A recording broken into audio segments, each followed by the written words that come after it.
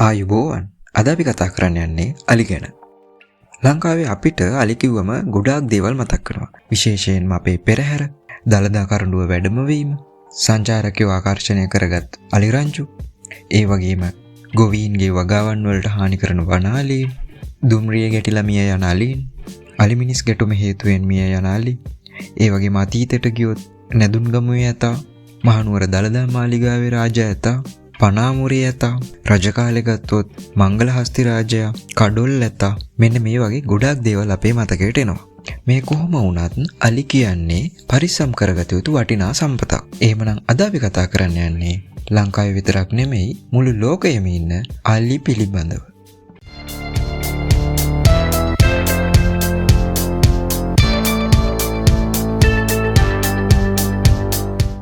මුලින්ම අපි අලියා කියන මේ සත්වයා හඳුනා ගනිමු. අලියා කියන්නේ ගොඩබිමේ වෙසෙන විශාලතම සත්වයා. අලියා ශීරපායි සතෙක්. ඒ වගේම ඉහළ බුද්ධි මට්ටමක හොඳ මතක ශක්තියක් තියෙන සතෙක් විදිහටත් හඳුනා ගන්නවා.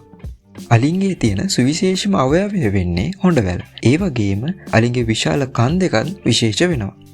අලියා ජලයට ප්‍රියතාවයක් දක්වන සතෙක්. ඒ වගේම හොඳින් පිහිනීමේ හැකියාවක් තියෙන සතෙක්. ඒ වගේම අලියා ශාක භක්ෂක සතෙක්. අලින්ගේ සාමාන්‍ය ආයු කාලය වසර 70ක්.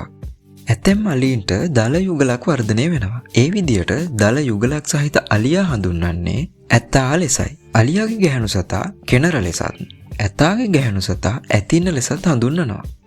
අලියාගේ නාදය කුංච නාදය ලෙසත් හඳුන්වනවා. මේ අලි කණ්ඩායම් ලෙස ජීවත් වන්න කැමති සමාජශීලී සත්ව කොට්ටාශයක් විදිහටයි හඳුනාගන්නේ. අලි රැළේ නායකයා විදිහට තෝරාගන්නේ වැඩිහිටි ගැහැණු සතෙක්. ඒ කියන්නේ කෙනරක් හෝ ඇතින්නක් තමයි රැළේ නායකයා වෙන්නේ. මේ රැළ තුල තරුණ හා වැඩිහිටි පිරිමි අලි හෝ ඇතුන් දකින්න ලැබෙන්නේ නැහැ. මොකද මේ වැඩුණු තරුණ හා වැඩිහිටි පිරිමි සතුන් රැළෙන් පිට බොහෝ විට තනිව ජීවත් වෙනවා.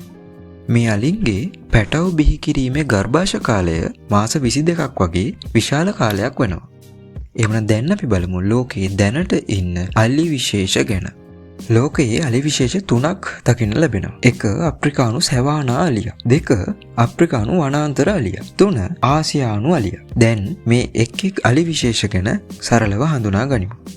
අප්‍රිකානු සැවානා අලියෙකුගේ සාමාන්‍ය උස අඩි 10ත් 11ක් පමණ වෙනවා. ඒ වගේම බර ටොන් 5ත් 7ත් අතර ප්‍රමාණයක් වෙනවා. මේ අලි විශේෂය අපිට දකින්න ලැබෙන්නේ උප සහරා අප්‍රිකානු කලාපය තුලයි. ඒ වගේම මේ අලි විශේෂයේ පිරිමි සතුන්ට මෙන්ම ගැහැණු සතුන්ටත් දල පිහිටනවා. දැනට මේ අලි 3,50,000ක් පමණ ජීවත් වෙනවා කියලා වාර්තා වෙනවා. ඒ වගේම රතුදත්ත පොතට අනුව තර්ජනයට ලක්ව ඇති සත්ව විශේෂයක් විදිහටත් මේ අප්‍රිකානු සැවානා අලියා හඳුනා ගන්නවා. අප්‍රිකානු වනාන්තර අලියා මීට කලින් කතා කර අප්‍රිකානු සැවානා අලියට වඩා කුඩා වෙනවා. සාමාන්‍ය උස අඩි 7ක් පමණ වෙනවා. බර ටොන් 2.7ත් 6ත් අතර වෙනවා. මේ අලි විශේෂය බටහිර අප්‍රිකාවේ හා කොංගෝවේ දකින්න පුළුවන්. මේ අලි විශේෂයේත් පිරිමි සතුන්ට මෙන්ම ගැහැණු සතුන්ටත් දල පිහිටනවා. අප්‍රිකානු වනාන්තර අලි 1,40,000ක් පමණ ජීවත් වන බව වාර්තා වෙනවා. රතුදත්ත පොතට අනුව දැඩි ලෙස වඳවීමේ තර්ජනයට ලක්ව සිටින සත්ව විශේෂයක් ලෙසත් මේ අලියා හඳුනාගෙන තියෙනවා. දැන් අපි බලමු තුන්වන අලි විශේෂය වන ආසියානු අලියා පිළිබඳව. ආසියානු අලියාගේ උස අඩි 7ත් 10ත් පමණ වෙනවා. බර ටොන් 2.7ත් 4ත් අතර අගයක් ගන්නවා. මේ ආසියානු අලි ශ්‍රී ලංකාව, ඉන්දියාව, සුමත්‍රා දූපත්, බෝනියෝ දූපත් යන ආසියාවේ ප්‍රදේශවල දකින්න පුළුවන්. ආසියානු අලියාගේ විශේෂත්වයක් දකින්න ලැබෙනවා. ඒ දල යුගලක් පිහිටන්නේ පිරිමි සතුන්ට පමණක් වීම. මේ නිසා ආසියානු අලි විශේෂයේ ඇතින්නියෝ දකින්න ලැබෙන්නේ නැහැ. මේ ආසියානු අලියා එලිෆස් මැක්සිමස් ලෙස විද්‍යාත්මකව නම් කරනවා. මේ අලි විශේෂයේ උප විශේෂ 4ක් දකින්න ලැබෙනවා. ඉන්දියානු අලියා, ශ්‍රී ලාංකික අලියා, සුමාත්‍රානු අලියා, බෝනියෝ අලියා ලෙස මේ ආසියානු අලියාගේ උපවිශේෂ 4 හඳුන්වනවා. දැන් එහෙමනම් අපි මේ උපවිශේෂ 4 සරලව හඳුනා ගනිමු.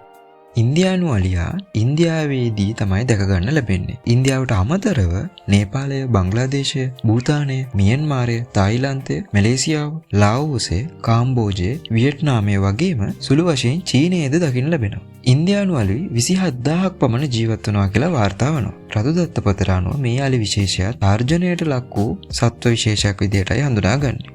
මීළඟ උපාලි විශේෂය වන්නේ ශ්‍රී ලාංකික අලියා. පොඩි දූපත් රටක් වුණාට අපි ආඩම්බර වෙන්න ඕන අපේ රටේ විතරක් දකින්න ලැබෙන අලි විශේෂයක් ඉන්නවා කියන එකට. අපේ මේ ශ්‍රී ලාංකික අලියා විද්‍යාත්මකව හඳුන්වන්නේ එලිෆාස් මැක්සිමස් කියන නමින්. දැනට ශ්‍රී ලාංකික අලි 7000ක් පමණ ජීවත් වෙනවා කියලා සඳහන් වෙනවා. විශේෂම කාරණය ලෝකයේ ඉන්න සියලුම අලි විශේෂ අතරින් අලංකාරම ලස්සනම අලියා විදියට හඳුනාගන්නේ අපේ මේ ශ්‍රී ලාංකික අලියා. විදේශ සංචාරකයන් ගොඩක්ම ආකර්ෂණය වෙන්නේ අපේ අලියක තියෙන අලංකාරය ලස්සන නිසයි. ඉතින් අපේ බොහෝ අයට නොතේරුණාට අපේ මේ ශ්‍රී ලාංකික අලියා අපිට අමිල සම්පතක්. කොහොම වුණත් රතුදත්ත පොතට අනුව අපේ මේ අලියා තර්ජනයට ලක් වූ සත්ව විශේෂයක්. මීළඟ උපවිශේෂය සුමාට්‍රානු අලියා. මේ අලි ඉන්දුනීසියාවේ සුමාට්‍රාවලදී හමු වෙනවා. මේ අලි විශේෂයෙන් 2800ක් පමණ අලි ජීවත් වෙනවා යයි වාර්තා වනවා. මේ සුමාට්‍රා අලියාත් වඳ වී යාමේ දැඩි ලෙස තර්ජනයට ලක් වූ සත්ව විශේෂයක් විදිහට රතුදත්ත පොතේ වාර්තා කරන්නේ. අනෙක් ආසියානු උපාලි විශේෂය බෝනියෝ අලියා. මේ අලි විශේෂය හමුවන්නේ බෝනියෝ දූපත්වලදී. දැනට මේ අලින් 1500ක් පමණ ජීවත් වෙනවා. රතුදත්ත පොතට අනුව මෙම අලි විශේෂයත් දැඩි ලෙස තර්ජනයට ලක් වූ සත්ව විශේෂයක් විදිහට හඳුනාගෙන තියෙනවා. ඉතින් මෙන්න මේ විදිහටයි ලෝකයේම ඉන්න අලි ප්‍රධාන විශේෂ 3කට වර්ගීකරණය වෙන්නේ. අලියතුන් ගැන කතා කරනකොට අපිට නිතර අහුවෙන වචනයක් තමයි තුම්පත් රෑන. අලි අම්මයි ඇගේ වැඩිමහල් පැටවත් බාල පැටවත් කියන මේ තුන් දෙනා එකට ඉන්න අවස්ථාව අපි තුම්පත් රෑන විදියට හඳුනා ගන්නවා. බොහෝ වෙලාවට මේ වැඩිමහල් පැටවා ගැහැණු සතෙක් වෙනවා. මොකද වැඩිමහල් පිරිමි සතුන් අලි රංචුව තුල රැඳෙන්නේ නැහැ. ඒ වගේම බාල පැටවා පිරිමි හෝ ගැහැණු පැටවකු වෙන්න පුළුවන්. අන්න ඒ නිසායි ගොඩාක් තුම්පත් රෑන් වල ගැහැණු අලින්ම තිදෙනෙක් දකින්න ලැබෙන්නේ. අලියතුන් කියන්නේ පරිසරයේ ඉන්න තවත් එක් විශාල සතෙක් විතරක්ම නෙමෙයි. මේ අලියතුන් පරිසර පද්ධතිය පැවැත්මට ලොකු සහයෝගයක් ලබා දෙනවා. මොවුන්ගෙන් ඉටුවන එක කාර්යයක් වනාන්තරය තුල මාර්ග පද්ධතිය සකසා දීම. අලියා විශාල සතෙක් නිසා පහසුවෙන් ගමන් කරන්න පුළුවන් ස්ථානවලනුයි අලියා ගමන් කරන්නේ. ඒ වගේම මාර්ගයේ තියෙන ගස්, ගල්, අතු ආදී බාධාවන් ඔවුන් විසින් ඉවත් කරමිනුයි ගමන් කරන්නේ. ඉතින් කැලෑව තුල අනෙක් සතුන්ට තමන්ගේ ගමන් බිමන් යන්න මේ අලින් හදලා දෙන මාර්ග ප්‍රයෝජනවත් වෙනවා. තවත් කාර්යයක් තමයි බීජ ව්‍යාප්තිය. අලියා ශාක භක්ෂක සතෙක් විදිහට විවිධ පළතුරු වර්ග ආහාරයට ගන්නවා. ඒ වගේම අලියා විශාල දුරක් ගමන් කරන සතෙක්. ඉතින් මේ නිසා අලියා ආහාරයට ගත්ත පළතුරු වල බීජ අලින්ගේ මල පහ සමග කැලෑව පුරා ව්‍යාප්ත වෙනවා. වනාන්තරවල පැවැත්මට මෙය ලොකු උදව්වක් වෙනවා. මේ අලි නිසා වනාන්තරයේ පෝෂක චක්‍රය සක්‍රිය වීමක් සිද්ධ වෙනවා. ඒ කියන්නේ අලියා ශාක කොටස් ආහාර විදිහට ගත්තට පස්සේ ඒ ශාක කොටස් ජීර්ණය වෙලා අලියාගේ ගොම විදිහට වනාන්තරයේ පොළවට වැටෙනවා. ඉතින් මේ අලින්ගේ ගොම කැලෑවේ තියෙන ශාක වලට හොඳ පොහොරක් වෙනවා. අලින් විසින් සිදු කරන තවත් කාර්යයක් තමයි වනාන්තරයේ වාසස්ථාන නිර්මාණය කර දීම. අලින්ට තම වාසය සඳහා විශාල ඉඩක් අවශ්‍ය වෙනවා. මේ නිසා අලි ගස් කඩා දමා කැලෑව එලිපෙහෙලි කර ගන්නවා. මේ ආකාරයට ගස් කඩා දමා කැලෑව එලිපෙහෙලි කර ගන්නතර පස්සේ ඒ වගේ ලොකු වැඩක් කරන්න බැරි කැලේ ඉන්න අනෙක් සත්තුන්ටත් මේ අලියා සකස් කර දෙන වාසස්ථානවල නොමිලේම නවාතන් ගැනීමේ අවස්ථාව සැලසෙනවා.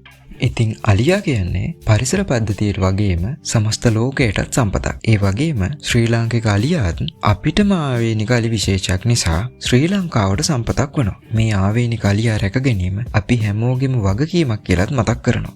එහෙමනම් අලි ගැන ලොකු දැනුමක් ඔයාලට ගන්න පුළුවන් වුණා කියලා අපි හිතනවා. අදට සමුගන්නවා. සුබ දවසක්.